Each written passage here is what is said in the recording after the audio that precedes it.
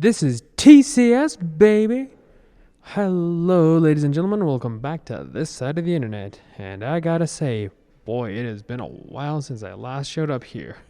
I mean, my last upload was on February 23rd of 2019.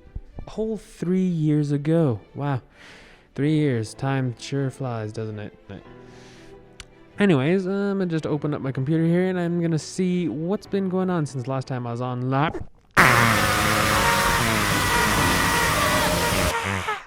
Oh, yeah. Okay. A lot has happened. A lot has happened in 3 years, especially in 2020. Oof, I don't think YouTube will even allow me to say half the things that happened last year. I just want one pack. But anyways, moving on to this year, everything kind of looks a bit more promising now. Vaccines are being made for you-know-what. Dun dun dun. People are starting to come out a bit more and maybe get a little bit more safety and more intelligent, hopefully. And artists these days have been doing a lot of songs, and we've got a great lineup of movies and TV shows this year. I'm genuinely excited for stuff like, the Snyder Cut of Justice League, which just came out not too long ago. Yay. Ryan the Last Dragon, looking pretty promising. Dune by Denis Villeneuve. I'm looking forward to that one. The Black Widow film, if they ever release it. And Godzilla vs. Wow. Oh, Godzilla vs. Kong is getting a remake, and a proper remake at that. Wow. Oh my gosh, I'm so excited. Well, in honor of this movie coming out, I think I want to make a video about Godzilla and the kaiju in general, cashing in on all that sweet hype. I might actually be able to make this video on time before it releases. That's what he thinks. Oh geez, thanks for the morale boost, you retrograde green blob of scales. So what better way to commemorate 65 years of Godzilla cinema history, kaiju media as a whole, and this upcoming clash of the Titanic Kings, than to dissect kaijus as a whole and try to see how impossible or how possible they really would be. That doesn't sound like a very conventional way of commemorating this momentous occasion, but hey, just hear me out for a moment, will you? Since the first MonsterVerse film, Godzilla 2014, there has been a question that's been in my mind all those years, and I can't let go of it. Because, you see, in the film, when the scientists of Monarch are explaining to Brody, what's-his-name, about the kaiju and Godzilla and everything to him, they explain this to him by saying that this animal and others like it consumed this radiation as a food source. Ever since I heard that phrase that they were talking about, I've been restless. Like, how's that even possible? A creature eating radiation? That does not make any sense. And so I began investigating, and the three biggest questions that I had to answer for this thing were: how much food or calories and energy would a kaiju need to consume on a regular basis in order to stay alive? 2, how much energy could radiation potentially feed a kaiju? And 3, the most importantly, how the heck would a kaiju consume radiation and metabolize it? And so began my epic quest.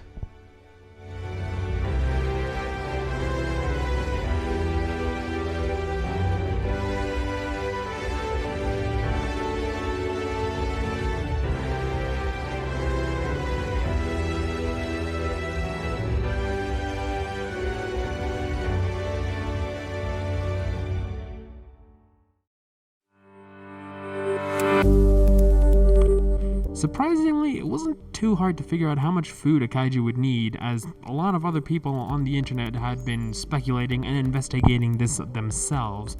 So I just had to dig around for a little bit, and I found this article that solved this by using the kaiju category chart, otherwise known as the Sarazawa scale from the Pacific Rim movies, to figure out how much food a kaiju, specifically category 3 kaiju, would need to stay alive. The answer was surprisingly low, a category 3 kaiju clocking in at 2,500 tons would need about 8.5 times 10 to the 6th power of kilojoules per day, which sounds like a lot, but actually isn't. The blue whale, the largest creature on our planet, at only 160 tons, needs about 10.14 times 10 to the 6th power kilojoules per day. Weird, right? I mean, for some reason, this mammal, which is like way smaller than that thing, needs more food. And there is a reason behind this. It's because reptiles require less energy to stay alive compared to mammals. Why is this? Well, you see, mammals spend ridiculous amounts of energy into maintaining their body heat constant no matter where they are. Reptiles don't concern themselves with such trivial matters. Anyways, returning to the caloric intake needs of kaijus, the same guy who did this paper was calculating and doing the arithmetic, and he estimated that humans contain somewhere between 600,000 and 750,000 calories. This being the kilocalories, meaning that a category 3 kaiju that he was using earlier in the paper would have to consume 10.7 to 13.7 humans a day to stay alive. Not sure what 0.7 or 0.4 of a human is, and frankly, I really don't want to get demonetized yet for finding out. As if you'd ever get monetized. Oh gee, thanks for the morale boost, you cubic chain of vexation. Nyah! By applying this information to Godzilla, the MonsterVerse version of the Big G, knowing his weight to be somewhere between 90,000 tons and 99,635 tons, both for the 2014 and 2019 versions respectively, we can estimate his caloric intake as being well over 890,560,000 kilojoules per day, which is frankly insane. This equates to about 1,199.4 all the way up to 1,499.3 people per day. So yeah, I can definitely see why Godzilla would be a very big problem, pun intended, if he were alive in our world, in our reality. Now that we have those numbers, we can try to figure out the next problem. How much power and energy would Godzilla and other kaiju be able to get from radiation? And needless to say, nukes and other types of radiation-emitting phenomena are very powerful.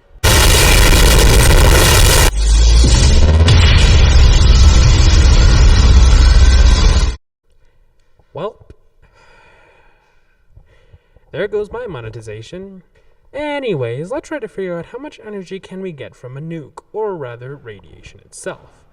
For anyone who needs a reminder, radiation is energy caused by unstable particles or the workings of machines. It usually manifests itself as energy waves or energized particles moving really fast. This is a bit problematic for our kaiju friends, as this wouldn't provide them with the necessary materials to metabolize or maintain their bodies. But let's at least see how much power these things could provide for a later moment, shall we? According to Google, the largest power plant in the world, the Kashiwazaki Karawa plant? Wait, hold on a second. Kashiwazaki Karawa plant? Kashiwazaki Karawa? Kashiwazaki Karawa nuclear power plant. Kashiwazaki Karawa plant, right? Kashiwazaki Karawa nuclear power plant. Right. Well, that power plant, located in Japan, holds the net capacity of 7,965 megawatts of power per day or per year. Quite a powerful engine, if you ask me. However, translating megawatts to kilojoules, we get an insane number of 7,965,000 kilojoules. Unfortunately, this is a little less than the amount that Godzilla requires in order to stay alive. But this is the amount of energy that is produced by the reactor itself, and not the radiation. However, I can't really find out how much radiation these machines actually put off, directly, because nowadays all the nuclear power plants have all these safety prevention measures to stop any radiation from leaking out, and any radiation that does leak out is marginal at best. But that said, it is supposed to be a very lethal dose to humans if taken in at this one moment, and that combined with what we remember from the Chernobyl accident does put things into perspective, so let's just go with that. At any rate, at least we know that there is some amount of energy that kaijus could gain from eating this stuff. But how would Godzilla and other kaiju feed on radiation if humans weren't around to make nukes and power plants? Great question, you sad chairman thing. In case you weren't aware, radiation is everywhere. No, seriously, radioactive materials like uranium and thorium are found in trace amounts all over the world. They naturally decay and produce radioactive gases in the air all the time. But the fortunate thing for us is that here on land, the amount of radiation they produce is so small that it hardly affects us. Not to mention that just above the atmosphere, we are getting bombarded every single day and night by the radiation and radioactive matter from the sun, as well as other foreign bodies. Nature, however, she's a bit weird. Supposedly, near Gabon, Africa, 17 naturally occurring fission reactors just spontaneously formed about 2 million years ago. These worked much the same way as normal fission reactors do in the present. Radioactive materials decay, and as the atoms split apart into smaller atoms, energy is released. Then water is used to cool down and control the reaction in order to stabilize its critical state. All this happened unattended before humans knew what a stick was. Whether or not these kaiju feeding frenzies would be good or bad for mankind is entirely up in the air, as they would pretty much clear up all of the radioactive messes that we make or that just happen to be around us, thus kind of helping us to an extent, but it also means that they would target our power plants and atomic weaponries, and that would be a bit of a problem. All that aside, how would kaijus be able to metabolize radiation? It's just pure energy. There's no way any living being could use just pure energy to feed and grow. We need minerals and vitamins and like other sources of protein and stuff, other forms of matter in order to be able to grow and maintain our body. It could never feasibly be possible for any creature to feed off of radiation. I mean, it could never happen, right? Right? Surprise! Reality check, baby! Here I present with you Deinococcus radiodurans and Cryptococcus neoformans, the world's first recorded radiotrophic organisms. Radiation-eating animals. What? That's right, 2 radiation-eating organisms, a fungus and a bacteria. It is not entirely known how they metabolize the radiation, but they have been found in Chernobyl, in the reactor pits, whatever. One lives on the walls of the power plant, while the other one lives in the cooling tanks of the reactors, inside all of that radioactive water. Heck, the fungus has been found growing on low-orbit spacecraft. Somehow, they managed to make a living off of this so-called food source. But bacteria being found in Chernobyl isn't really that big of a surprise, because bacteria live everywhere. I mean, seriously, from the outer reaches of space to the bottom of the ocean, heck, even your bed is full of bacteria. Good luck sleeping tonight. So the idea of an organism feeding on radiation isn't entirely impossible from what we see now. And if the Earth was way more radioactive then, it could conceivably be possible. So now we get into the meat and potatoes of this video. How would kaiju eat radiation? Well, I have devised a couple of theories that would have some way of going about it. Theory 1. Bacterial symbiosis. Much in the same way that our stomach and gut bacteria help us digest food, the kaijus probably have some kind of relationship with these radiotrophic bacterias. They ingest large quantity of radiation or get exposed to a large quantity of radiation, and the bacteria convert it into food for them to digest. In this regards, this kind of relationship is more similar to termites and maybe some forms of slug from the deep depths of the ocean, depending on the bacteria to the point where even if they had a full stomach of this food, they would still starve to death because they can't digest it. That's just the first theory. Theory 2, symbiosis with the fungus. Now, this is where things get a little bit out there. This idea I have is that they have a symbiosis with the fungus, and that this radiotrophic fungus grows on their bodies, either on a specific organ, a specific part of their body, or just all over their whole body. So when they are exposed to radiation, they can produce the food for the kaiju directly, and in return for a safe place and near constant supply of food, they can get them an easier way of digesting the said food.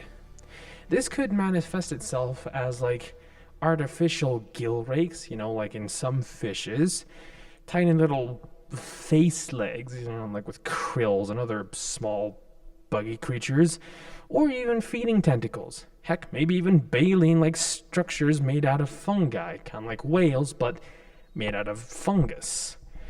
Heck, maybe it's the other way around. Maybe the kaijus are cultivating this fungus inside their bodies as a source of food. So instead, the kaijus are exposing the fungus to the radiation in order to produce more fungus, that the way they can harvest it and eat it later. So it's kind of like ants, I'm not sure if you do know, but they cultivate the fungus, farming it carefully in these special places, and then later feast on it later. That is one way of going about it, but I'm not sure if all the kaijus would go that route. Besides, it's not quite directly related to the Monsterverse theory, but this is just a theory. Theory 3, directly consuming it in the same way as the other two. This is most likely how they'd probably do it in the Monsterverse films, but the way that the fungus and the bacteria metabolize the radiation is so poorly understood and so beyond what we understand right now that there's no way of knowing how exactly they do it, or therefore how the kaiju would do it. But this would fit with the term kaiju, literally meaning strange creatures. Entities and monsters beyond our comprehension and understanding of physics and anatomy as we know it. The closest thing we got to understanding how the radiotrophic or radiation-eating animals is with the radiotrophic fungus, which apparently do it by using melanin, black pigments, in their cells somehow, but we still don't quite understand how they do it. Interesting enough, there is an idea for astronauts in the future, far future, using special suits coated or made of the radiation-feeding funguses as a form of spacesuit, because they'd be exposed to the radiation while at the same time being protected from it by this fungus. That's an interesting idea. And finally, theory 4. They're actually breathing the radiation and not eating it. This is an idea I got from Austin from the game theory video on his video, The Science of Dauntless. It's a pretty good video, you should go watch it. In it, he theorizes that the behemoths from the game Dauntless, who quote-unquote feed on the aether, aren't actually feeding on it, but rather breathing it in, as it is a more reactive and more plentiful source of energy, so that their bodies can both sustain themselves and function in the size parameters that they have. So maybe the kaiju are doing something similar, breathing in the radiation, as it is a more active, more powerful source of energy for their bodies. So maybe that's what's going on. Another alternative would be, like plants, kaijus could use the rays of solar radiation and just make like a tree, pun intended, and feed off of them. I'd see this working with airborne and flight-capable kaijus best, as they could get into the outer layers of Earth's atmosphere and get more bountiful doses of this radiation.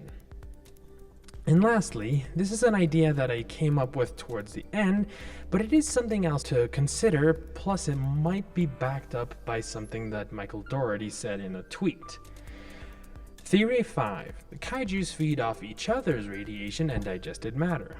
This, I think, is going to be the case regardless of how the kaijus feed, either according to my theories or according to what the Monsterverse says. Because if you think about it, as a giant creature who is feeding on this now rare resource, as well as needing all the raw materials to grow and strengthen oneself, killing and eating smaller kaijus would give them both. Two birds, one stone, as it requires less of the kaiju to do other than to take down other kaijus. So rather than evolving all these complicated and costly parts, organs, and systems and symbiotic relationships with creatures in order to feed off of this now rare resource, just evolve to be more battle hardy and more dangerous and ferocious creature. I mean, all the other kaijus already process this stuff in themselves and are feeding off it right now, so who's to say you can't just take it out of them? Edit. Just before I finish off this theory video, and the video in general, I just wanted to say something real quick. Given all these options I've presented, as well as other speculative methods that I may not have thought about for kaiju feeding, this leaves a lot of possibilities for original kaiju creations and how they could function in a semi-plausible world, open for creators and designers to go wild. I mean, sure, you could go with the, it's just so bizarre and so crazy and out of this world that we do not comprehend. We could never begin to comprehend how it works route, but I mean, think about this. We still don't know a lot about our own world, and we're just beginning to understand the bare essentials of some of our living organisms. And exploring how deeply a monster is connected to our world, yet still not sensible by all of the means that we know, could be intriguing. I mean, be original. Explore all sorts of crazy ideas out there. Now, back to the video at hand. This is where problems in the Monsterverse, and by extension our world, start to take effect. As we calculated, there just isn't enough radiation in our world for kaijus to stay alive for long enough. Their main source of food is vanishing, if not pretty much gone at this point, which leaves them in one option: survival of the fittest. They're all now competing for food, and only those who are most resilient, most battle-hardy, and most ruthless will survive long enough to hopefully see the food source bounce back in the future. And if the tweet from Michael Dougherty I was mentioning earlier is to be believed, they would find each other as sources of food, and this is most apparent in the case of the Mutos from the 2014 Godzilla film. So this technically makes them predatory kaijus, but they're still parasites, as their eggs require a host in order to gestate and grow. It might sound a little too easy way of an out in this theory video, but it actually makes sense. I mean, not only does it make sense for all the kaiju in general, but it also clarifies and makes sense of Godzilla's role, since he is both branded as an apex predator while still being a radiation-eating organism. I mean, there has to be a reason why he and the other kaijus have these massive teeth, gigantic claws, and all these crazy biological weaponries. I mean, all this combined has made out a food pyramid, if you will, of the kaijus, and frankly, I think all of the theorized methods I presented above can fit into this pyramid. At the very bottom, you'd have kaijus that feed off of the radiation thanks to their symbiotic relationship with the fungus or the bacteria, or possibly even those kaijus who actually breathe the radiation. Above them, there'd be other kaijus that still mainly feed off of the radiation, but are more equipped to tackle and kill the kaijus that were below them that exclusively feed off of it. More so out of competition than actual predation. Above them, in the third level, you'd have more predatory kaijus who are more suited for killing and actually eating the kaijus below them as their source of radiation. And then there's Godzilla. He sits at the very, very top of the pyramid, both being capable of feeding on radiation directly himself, but also powerful enough to take on any other kaiju that gets in his way, as well as eating those said kaijus. Of course, we have never actually seen Godzilla eat any other kaiju any other time in the past. However, there have been some hints about it in some of the older Godzilla movies, as well as some unused concepts for abandoned movie projects involving Godzilla. Of course, those are outside the MonsterVerse, but still worth considering. So yeah, that's my take on kaijus from the MonsterVerse and how they sustain themselves. But this also extends to other franchises that include kaijus, you know, like Gamera, Gorgon, Orga, and maybe Rhedosaurus, stuff like that. And that, ladies and gentlemen, is Movie-ology for you. Well, that was a lot of stuff to go through, and I'm pretty sure that some of my mathematics and algebra from earlier moments need a bit of checking again, but yeah. I hope all of you enjoyed it, and if you have any other franchise or movie subject you want me to cover, please leave it down in the comments, and if you like the video, well, I mean, you know what to do. So yeah, that about does it for today. If you like this content, please consider subscribing so that you can get notified in the future of any more of these videos or videos that I make in general, so you can watch them first. So yeah. Take care, everyone, and I'll see all you soon. Bye-bye. God bless.